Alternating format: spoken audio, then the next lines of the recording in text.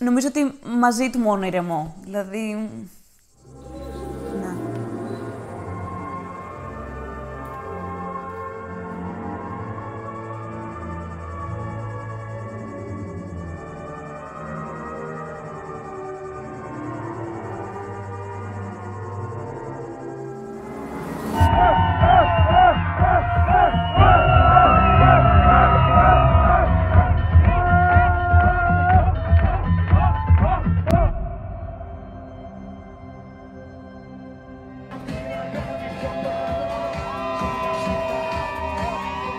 Αγάπη μου, ανυπομονούσα για αυτή τη μέρα από την πρώτη στιγμή που σε είδα.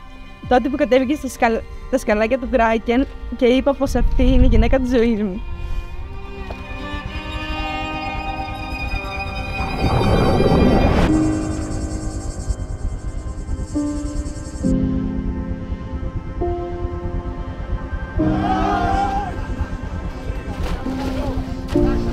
Μη σε νοιάζει πως θα είναι τα μαλλιά σου, αν το λυπικό σου θα είναι ωραίο ή αν η βλεφαρίδα τοποθετήθηκε σωστά. Για μένα είσαι η πιο όμορφη γυναίκα σε όλο τον κόσμο. Είσαι το άλλο μου μισό, είσαι το λιμάνι μου, το καταφύγιό μου και η δύναμή μας. Ανυπομονώ να μοιραστώ μαζί σου τα όνειρα, τις χαρές, τις λύπες, καθώς και όλα τα μικρά και τα μεγάλα της κοινής πλέον ζωής μας.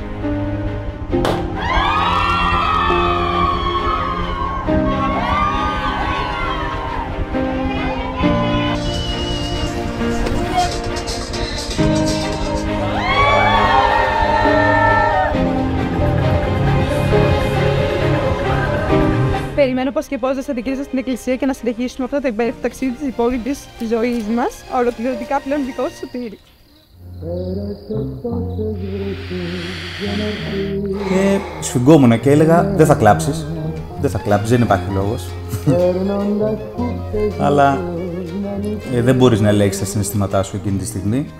Με το που την είδα, ξεκίνησαν τα μάτια μου να τρέχουν αυθόρμητα.